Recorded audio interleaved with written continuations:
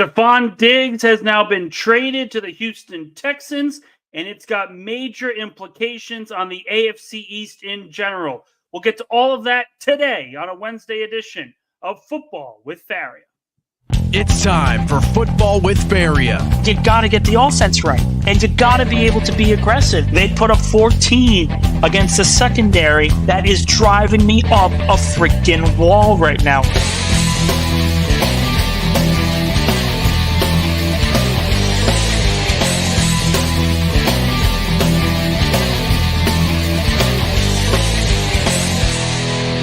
Now here's your host, Nick Faria. All righty. Wednesday afternoon, Wednesday evening. The sun is not out. It is downpouring outside. The Mets game has already been postponed to a doubleheader tomorrow, so there is absolutely nothing to watch except a bunch of weird baseball here on a Wednesday evening. Welcome inside Football with Faria, everybody. If you guys are joining for the first time, welcome. If you guys are returning, welcome back. A lot to get to today. We're going to be talking about Haason Reddick and the trade that brought him to New York in general. We're going to talk about a lot of different things. Of course, if you guys have any questions or comments, feel free to drop them in the chat or call in. Link in the YouTube description down below. And of course, if you like what you're watching, if you want to support the channel, like, share, subscribe, do whatever you need to do to help support it. It's been absolutely phenomenal. All of you guys have been able to jump on every time we jump on a show, Monday, Wednesday, and sometimes Friday. We'll see what happens there. But as I alluded to, a lot to get to today. The Jets, 2 days ago, traded for Haason Reddick. A lot of great things that are happening there. New York only had to trade a conditional third-round pick in 3 drafts. Incredible move overall. We've talked about the Eagles' outlook on it, where Philadelphia is going to go from here in the draft. Are they still going to be championship contenders even without Haason Reddick? Spoiler alert, yes. Yes. But that's not the biggest news today. I was expecting to talk about Reddick, the impact on the Jets, the impact on the Eagles, because we did have a smaller show on Monday. And then that got all blown up to shit at about 9 o'clock this morning. Stefon Diggs, all-pro wide receiver of the Buffalo Bills, has now been traded to the Houston Texans. The Bills have had a tumultuous offseason. They've let go of Tre'Davious White, Micah Hyde. And now their best offensive weapon. That doesn't scream like a Super Bowl caliber team to me right now. And I can be very blunt about this. I said this morning when the trade happened. If you look at the Buffalo Bills, they're still going to be competitive, as I think most people expect. When you have a top 5 quarterback like Josh Allen, the expectation is you are going to compete, probably make the playoffs, and go as far as he can take you with a limited supporting cast. Buffalo is still going to be good. They've got some good players, Dalton Kincaid, Dawson Knox, Cook. The defensive line's really good. But is this the same team that could compete for a Super Bowl? Right now, probably not. Probably not. For Diggs itself, he goes to Houston. Houston is absolutely a Super Bowl contender. Absolutely. C.J. Stroud on a rookie deal. Offense is loaded with talent. They brought in Joe Mixon this offseason. The defense, really talented. You have to trust DeMeco Ryans and what he's doing on the defensive end because he is a defensive-minded head coach. All of that, great stuff for Houston. Great stuff. And for the Bills, listen, if this was a necessary thing to do, and again, you go back and forth on it of you want to get rid of a player a year early. Diggs could be past his prime. No one's denying that you want to get rid of a player a year early, because that's the way you roster build in the National Football League. But part of building a cohesive championship roster is making sure that you are set at all the important positions. And I've talked about it ad nauseum on this show. There are 5 main positions you need to target and have locked if you want to be a Super Bowl caliber roster. Quarterback, a top pass catcher, a top left tackle, a top edge rusher, and a top corner. The Buffalo Bills do not have that top receiver anymore or that top pass catcher. They might develop one. Khalil Shakir might develop into one. Dalton Kincaid might develop into that one. But this is a tremendous loss. Not to mention, the team is taking on a $30 million cap hit to just get Diggs out of Buffalo. Out of Buffalo. That's certainly up for debate. Is Buffalo going to be better? Most likely not. People are going to turn to the end of the year when they transitioned more into a running team, and they were very successful with it last year, as the reason why it was okay to move them. But again, when you have a quarterback like Josh Allen, you need guys that he can throw to consistently and are dependable. Are any guys outside of Dawson Knox that caliber player? And I wouldn't even put Dawson Knox in the top 10 of tight ends. I wouldn't. I'm sorry. Knox is a really good player. Is he a top 10 tight end? No. Is Dalton Kincaid a top 10 tight end? Not right now. He could develop into one, but there's a lot more questions than answers now with the Buffalo Bills. A lot more questions than answers. Knox is good. Kincaid's good. They're not good enough to be number one targets. This is what I said earlier when someone mentioned the Kansas City Chiefs trading Tyreek Hill. Kansas City Chiefs, outside of Tyreek Hill, had an all-pro quarterback in Patrick Mahomes. But they also had an offensive-minded head coach in Andy Reid. They also had a top weapon in Travis Kelce. That matters. If you still have a top target, you can get rid of a guy. You can get rid of him. So yes, this trade for Stefon Diggs is massive.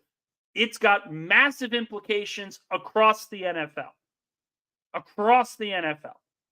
But none more so than the AFC East and the New York Jets. Because if you look at this trade, there is no excuse whatsoever for the New York Jets not to win the AFC East next year. We talked about it. The 5 positions that you need to be a Super Bowl caliber roster. Quarterback. The Jets have Aaron Rodgers. Check. Wide receiver, a top target. Garrett Wilson, Breece Hall. You can put either one of them. That is quality number one option-esque. You got that down. A top left tackle. You got Tyron Smith now. Tyron Smith, we can argue about his health, but when healthy, he is still an all-pro Hall of Fame caliber tackle. So that's number 3. A top pass rusher. Hassan Reddick, Quinnen Williams. Throw either one of those 2 guys in there, and he will solve that problem. And then, of course, number 5, a top cornerback. We don't need to get into the discussion of how good Sauce Gardner is. He's the best cornerback in football. Easy, bar none, no debate about it. No debate about it. So if you look at those top 5 and you look at the Jets, they have all those solutions. All those solutions without any issue. It's easy to see why the Jets should be favorites now. There is no excuse for this organization to fall flat on its face, even if Rodgers is lost for a period of time next year. Even if he's down for 2 to 3 weeks. This roster is good enough right now with Tyrod Taylor to win the AFC East. Is Tyrod Taylor better than Josh Allen or Tua? Absolutely not. That's not what I'm saying. But the Dolphins defense took massive hits this offseason. Massive hits. They are a completely different unit now, and they could be better than last year. They could be a lot worse because their pass rushers are all coming off of major surgery. They're all coming off major surgery.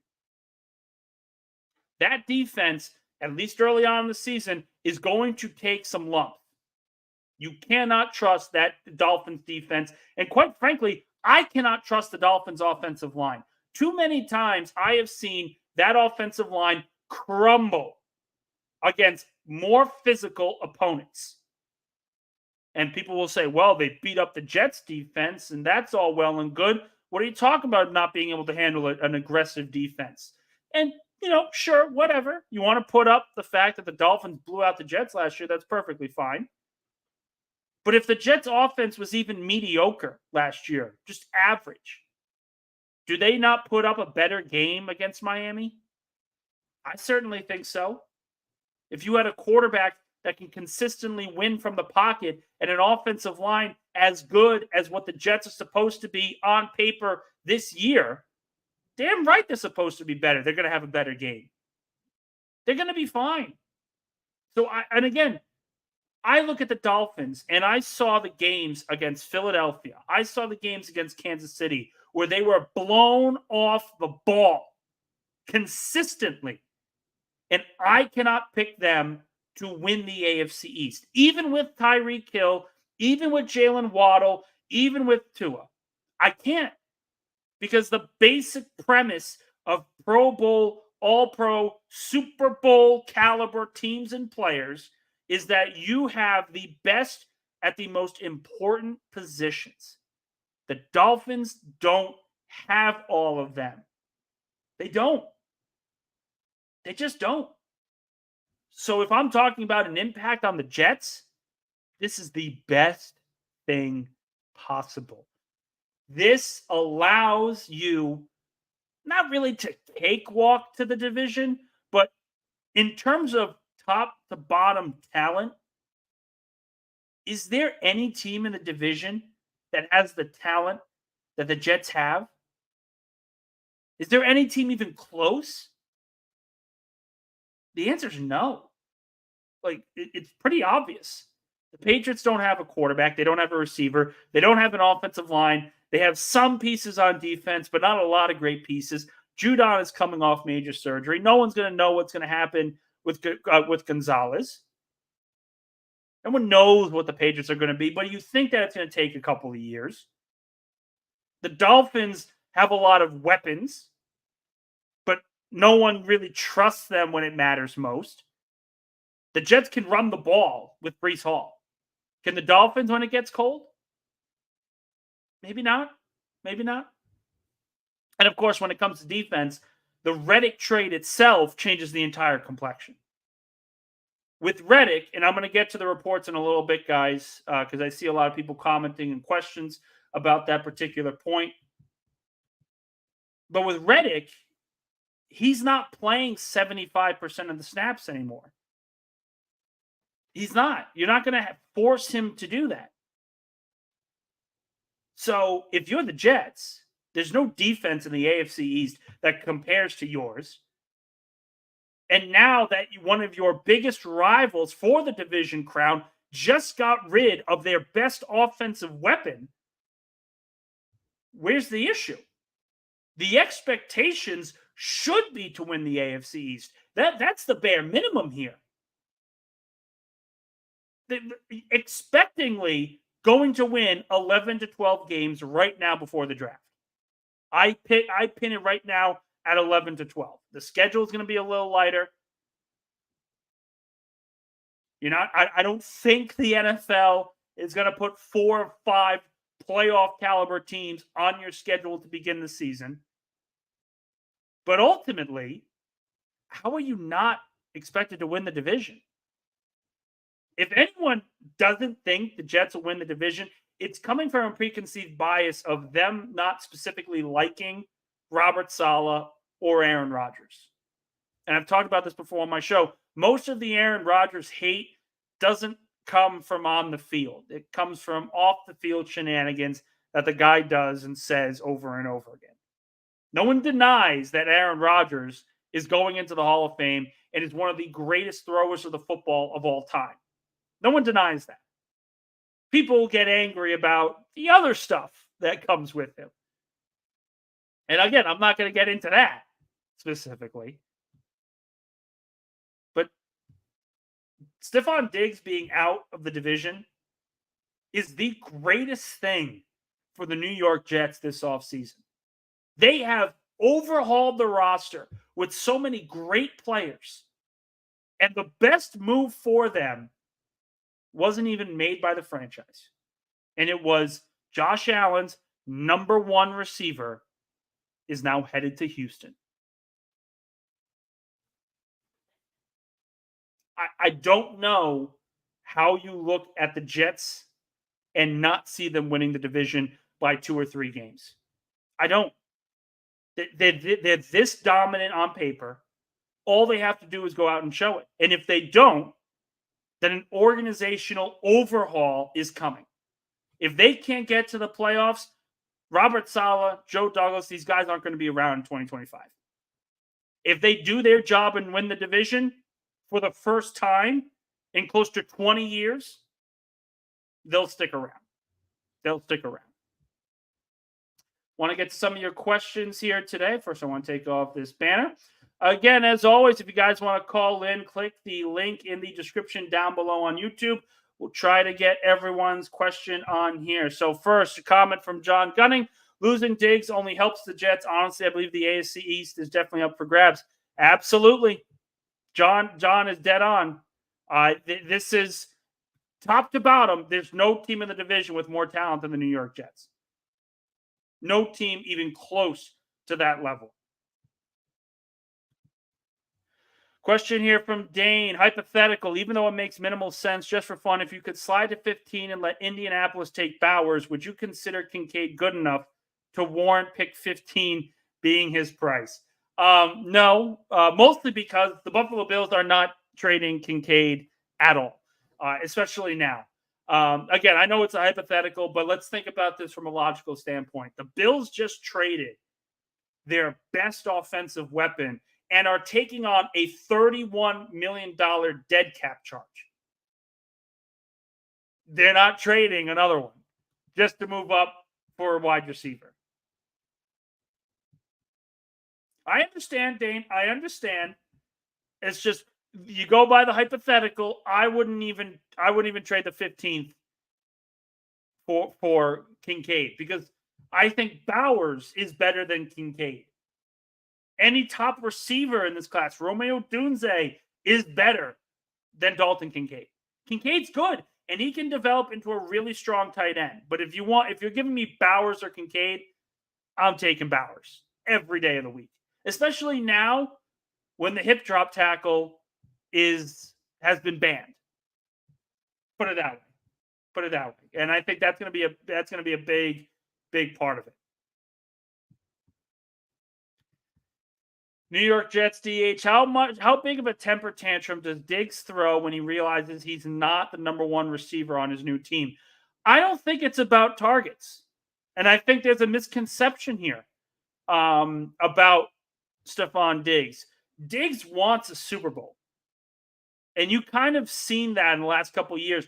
He's not frustrated in playoff games about not getting the ball. He's frustrated because they're losing. And they're consistently losing at the same spot. Divisional round, on the road, or at home. You had a home playoff game against the Cincinnati Bengals 2 years ago and lost. You had a home game against Patrick Mahomes in the weakest the Chiefs have been in years. And you still lost. To me, Diggs wanting out is not about him hating Josh Allen, hating the franchise, wanting more targets, wanting more money. It's about him wanting a Super Bowl. I think it's about him wanting a Super Bowl. And right now, you look at the Texans roster, you look at the Bills roster, it's no contest. It's no contest. The Texans, 100%, are the better play right now if he wants to win a Super Bowl. Especially with Stroud on his rookie deal. Especially about that. Question here from S. Green. What's your opinion on the Reddick report? Did you notice him being a liability in the run game? All right, so I'm going to get to this now. I know I wanted to push this off while we talked about Diggs. So, again, for those of you that don't know, there was a report out there from Jeff McLean of the Philadelphia Inquirer this morning, essentially coming from the Eagles, stating that Reddick was, quote, chasing sacks.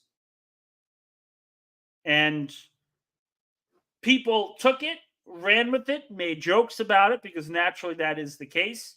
My thought, there's two trains of thought here. One about the specificity of the report. I completely botched that word, but whatever. Or the in-depth overlook of what this report actually means. So I'm going to get to both of those points. First off, obviously, the obvious report of the Eagles saying that Reddick is chasing sacks. No one really understands what that means. But the obvious piece is Howie Roseman and the front office are trying to protect themselves and offer an alternative thought process to why they made the move for Haason Reddick, why they traded him away to the New York Jets. It's essentially front office 101.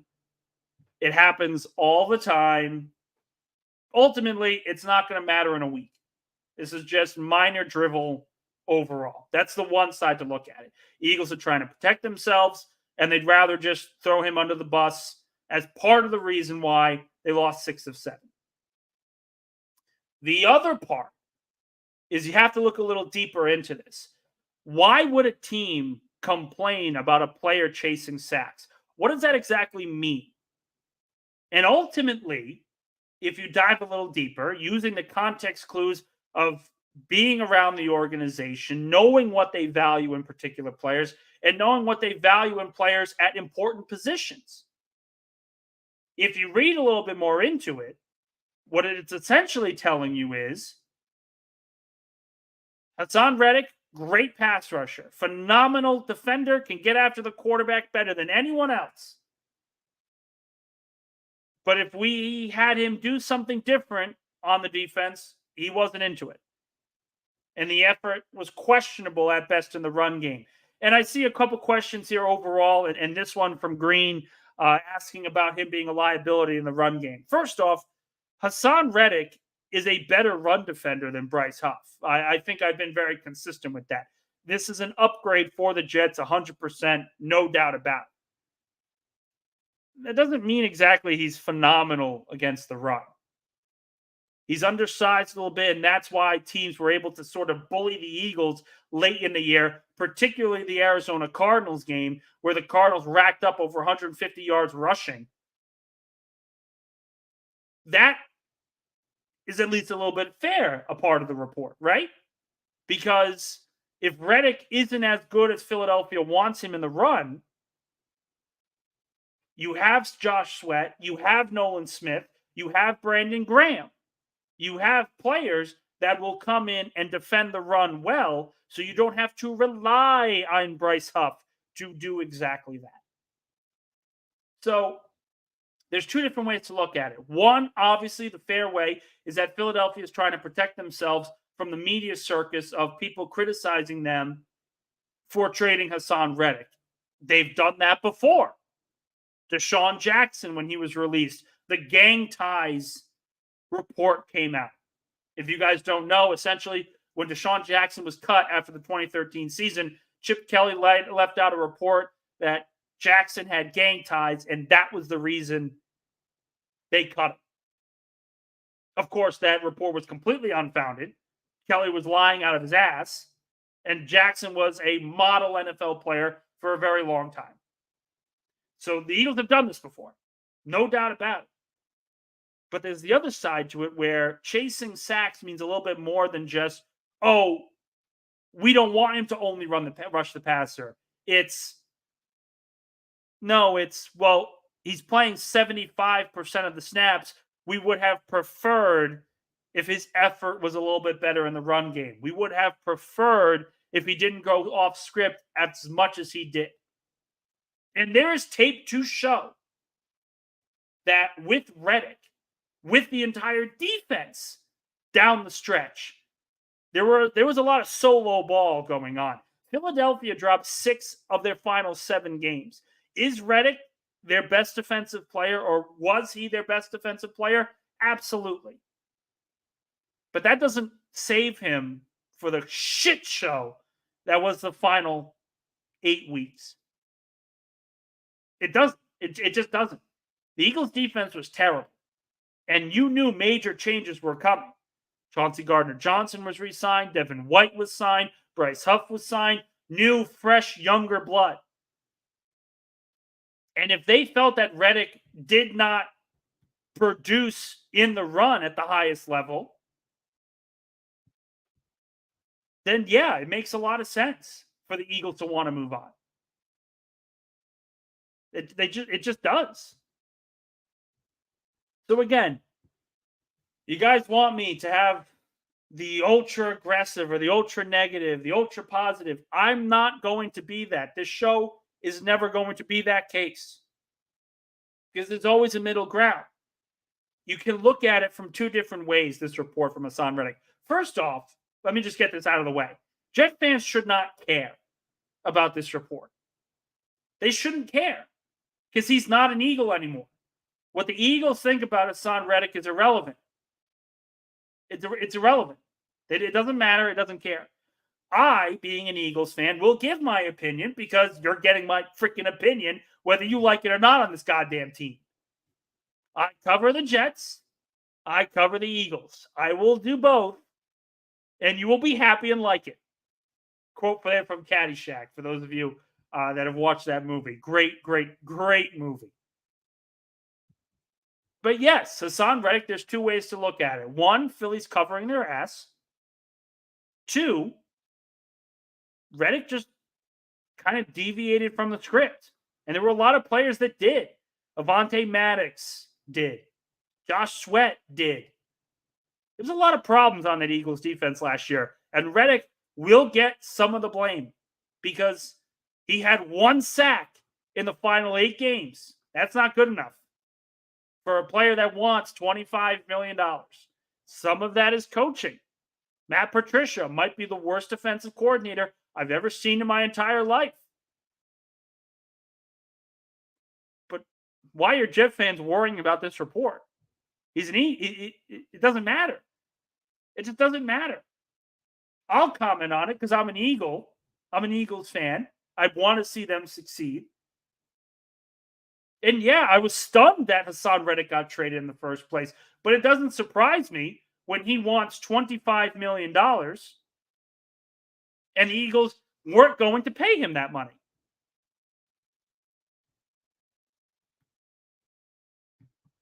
Get into some of your questions here as well from John Gunning. Nick, with the addition of Hassan Reddick, do you think the Jets may move away from JFM or try to restructure his contract? I actually delved into this on Sports Illustrated.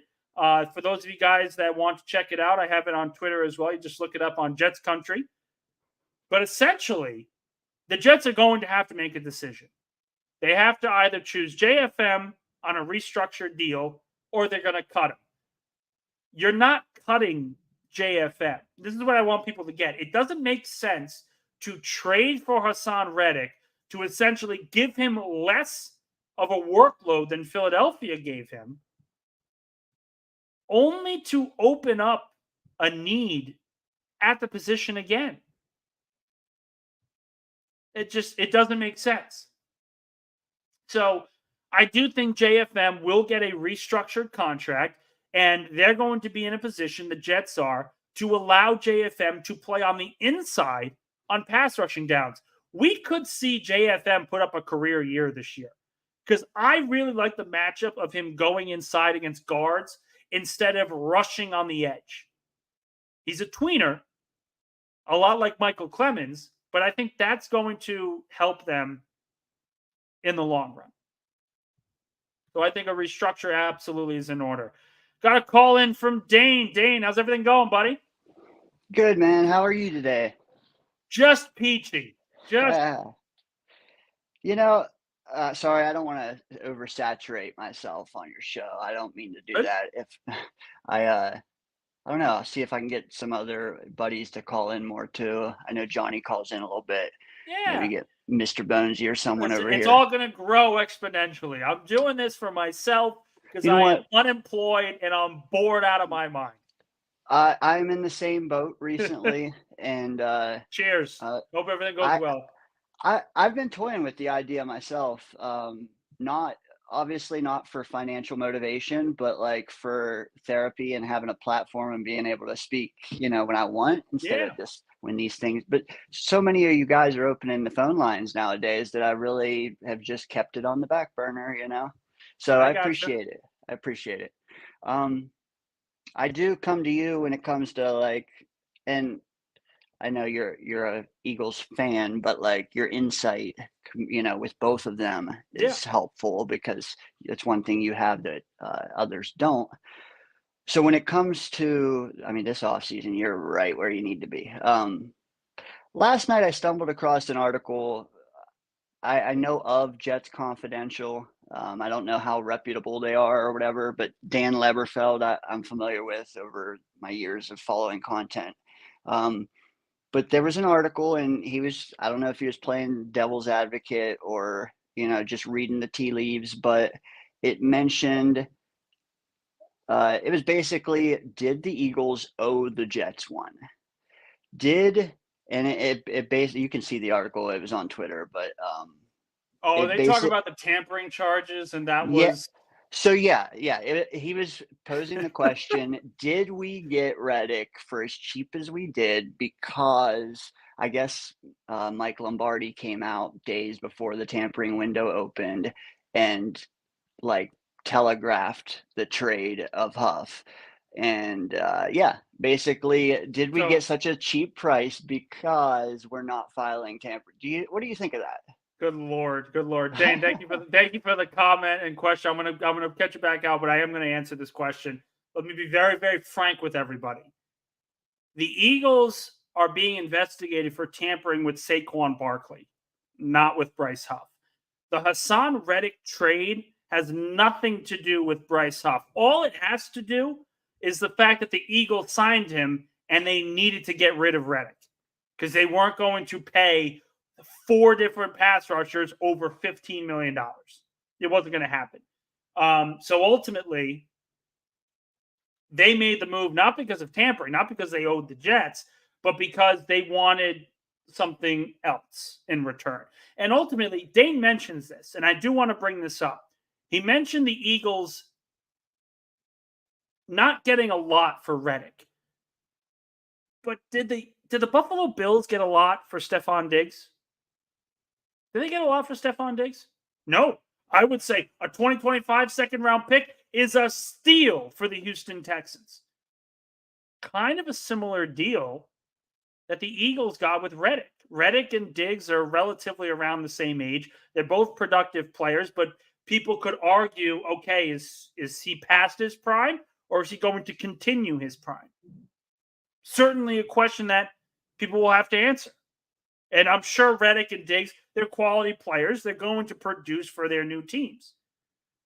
But to say it's a fleece after looking at the Diggs trade, my anger towards the deal has sort of softened. If Diggs can only get a 2025 second, then the Reddick trade that could become a second in 2026, it's at least a little bit easy. It's a little bit more palatable for Eagle fans.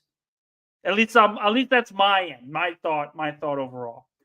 Before I get to Johnny, because I know he's waiting online, I do have a comment here from New York Jets DH. By the way, I'm kind of new here. Appreciate it. Welcome to the team. Welcome to the viewing audience.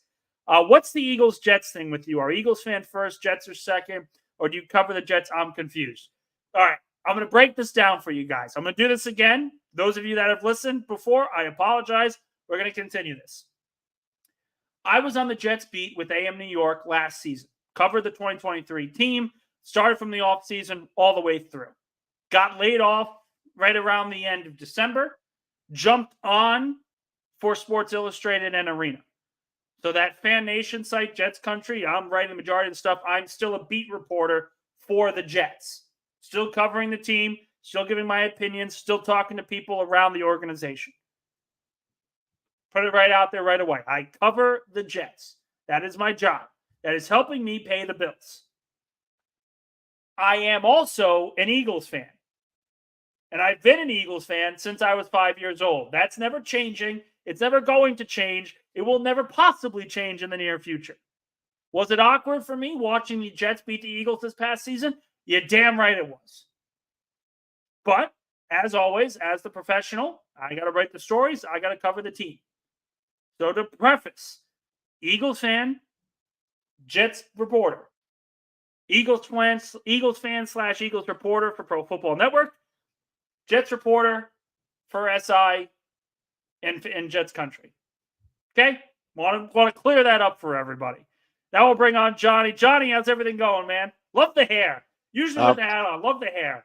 Oh yeah, I had to go into the office earlier today, so I actually had to, put on some dress clothes on for once. Nice. No hoodie and a sweatpants on or anything like that.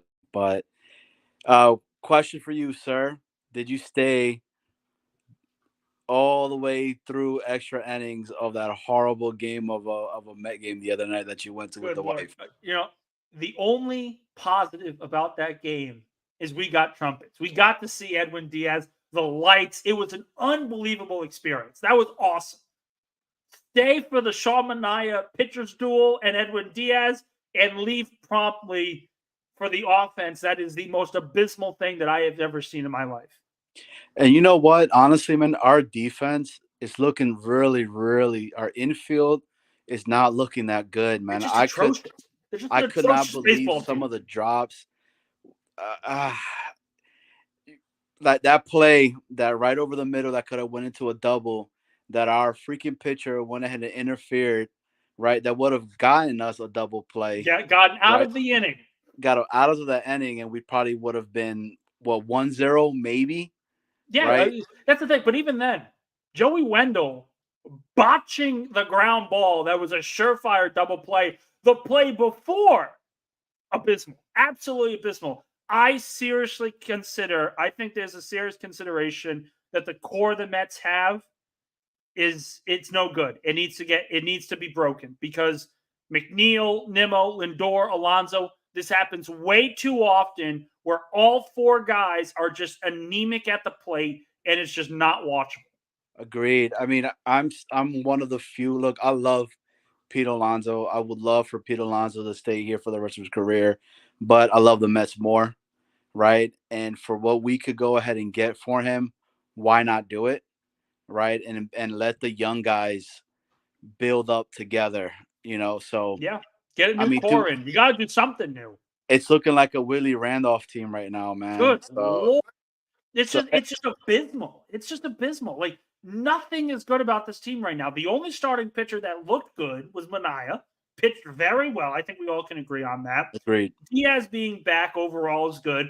The bullpen is not atrocious. So far, it's hard to tell because they're walking into terrible situations. And it's because this lineup with all stars and great players can't figure out how to hit a fastball 50 feet in front of the plate. Well, you saw who we just signed, right? I don't know if you saw that today. Yeah, Tehran or something like that. And I'm more like, he's not going to help us. Why did we just pick this dude up? But anyways, first and foremost, let this guy know that we've adopted you into the Jets already. So you're one of us, right? You felt the pain and you saw it firsthand, right? Anyways, look, you guys want to adopt me? That's perfectly fine. Oh, just understand if it's between, going to an Eagles game or going to a Jets game. You're going to a Jets game. I get it. As a fan, I'm not going to MetLife. Sorry, I'll take the 2-hour trip down I-95. Hey, so question, right? In regards of this, I'm glad you came on because I didn't want to ask you this, right? So I've been a huge Boyd fan, right? I think what he did over there behind Chase and behind Higgins, still being able to get the amount of yards that he did with those two studs, right? That talks volumes to me, right? Do we go ahead and still shoot a shot at bringing a proven person like Boyd on over, and then in the draft address the O-line, and you still got crazy good weapons, and maybe pick up another wide receiver in the third, fourth round? wanted to get your take on that. What do you think? I mean, I don't know. What do you think?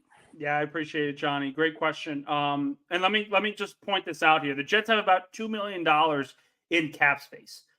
So if any move is going to be made this offseason the rest of the way, including signing their draft picks, they've got to create some cap space. JFM restructuring his deal, Quinnen Williams restructuring his deal, all of that's going to be on the table. They're not walking into the draft with $2 million. It's just not going to stay that way.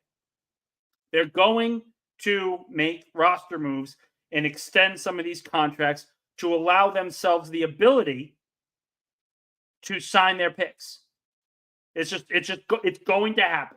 The only question is how much. Now, outside of that, Tyler Boyd is a phenomenal slot receiver. Phenomenal. I think every Jets fan, if they signed him in free agency, would have been relatively happy.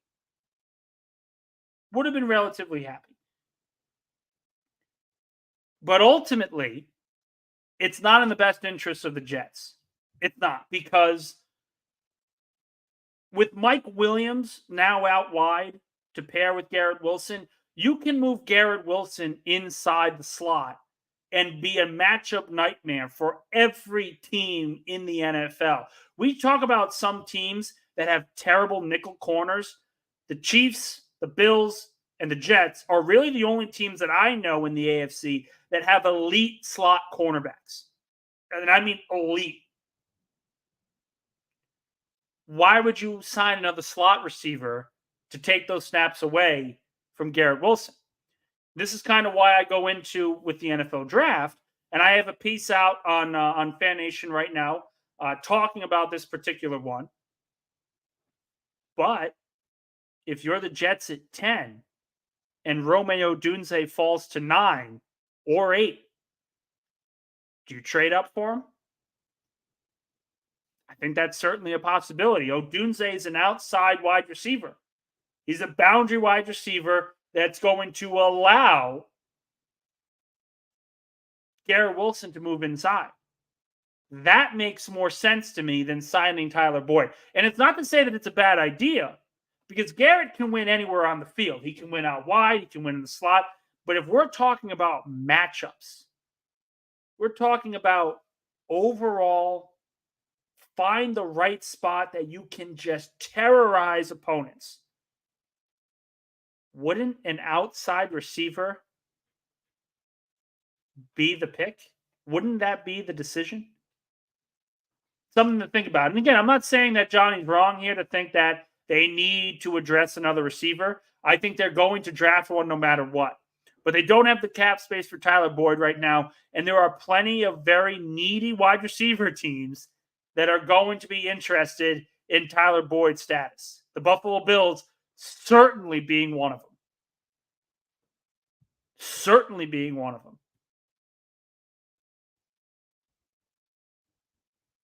Looking through some of the other questions here in the chat. Again, if you guys want to call in, just click the link in the YouTube description down below for more. Interesting comment, though. And this is why I love having Johnny and Dane on, and these guys have been listening from the very beginning. I can't appreciate you guys enough. But I got to be honest. Boyd does make sense. Odunze kind of is a little bit better, though. Younger player, jump ball receiver. People are comparing him to Larry Fitzgerald and Devontae Adams. I mean, there's a lot to love about Romeo Odunze. And I'm still on the list. My number one suggestion for the Jets is to trade back, pick up a second-round pick, take one of the tackles in the first round, probably Fortanu, take a receiver or another offensive lineman in the second round, and then grab your receiver in round 3. That's my wish list for the Jets, if you will. I think that's the best situation that New York could give their offense going into the new season. An offensive phenom in Fortanu, another offensive player in Christian Haynes, and then a receiver in the third round. Maybe McConkey falls, and you run with it. I just don't see Tyler Boyd being part of that equation, personally. Trying to look through everyone's questions here, make sure I don't miss anything big. All right, one question here from New York Jets DH here was talking about the Hassan Reddick move earlier, and I do want to address this because this is a point that needs to be addressed. So is Reddick going to be even better in the run game when he's putting forth more effort? It's not about putting more effort. And I think that's the difficult side. It's not about putting more effort. Hassan Reddick played 75% of the snaps in Philadelphia. He's not going to see those snaps in New York. He's just not. It doesn't make sense to change your defensive scheme for Hassan Reddick. They still have Will McDonald and John Franklin Myers and Michael Clemens. So in reality, Hassan Reddick's snap count is going to decrease significantly in 2024. Probably to the point where he's not going to have to worry about the run game at all. Reddick's impact is as a clutch defender. Talk about clutch. Last season, led the league in forced fumbles. I've seen this guy all the time. I've seen him for many years now. When the games mattered most, he made the play. The fourth down pressure and sack on Daniel Jones in the divisional round when the Eagles were up 7. The sack forced fumble by Brock Purdy that knocked him out of the game in the NFC Championship game. The forced fumble that sealed the deal against the Jacksonville Jaguars. The sack against the Rams this season. The sack for the Cowboys this season. He's a clutch defender. And he's so clutch that Philadelphia used him 75% of the times. It's not about him putting more effort in. It's him getting rid of that load off his shoulders. Not having to worry about the issue at hand. Overall, for the Jets, it's a no-brainer because he's a better pound-for-pound pass rusher and clutch player than Bryce Huff. It's not just about pressure rate. It's about clutch performance. And there are very few defenders that were more clutch than Hassan Reddick. That's why this is an upgrade for the Jets. That's why this move makes sense. And for Jet fans talking about the Reddick report from McClain, you guys have to remember, just because they felt Hassan Reddick wasn't a team player at times on the defensive end, doesn't mean that's going to be the case this time, because you're taking the loads off him. He's not playing 75% of the snaps. If I were to guess, he's probably around the Jermaine Johnson 60, 62%. Oh, from Daniel, I'm seeing in the comments. I think right here, it's perfect. He's not getting 75% like Quinnen Williams did. He's probably getting Jermaine Johnson. That's probably where he's going.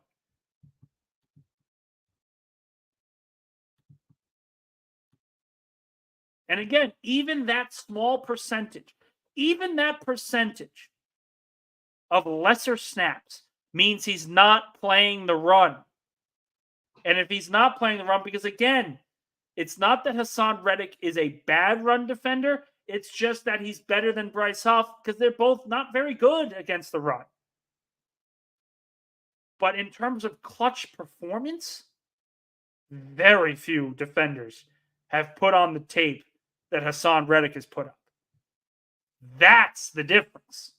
That's what makes this trade different.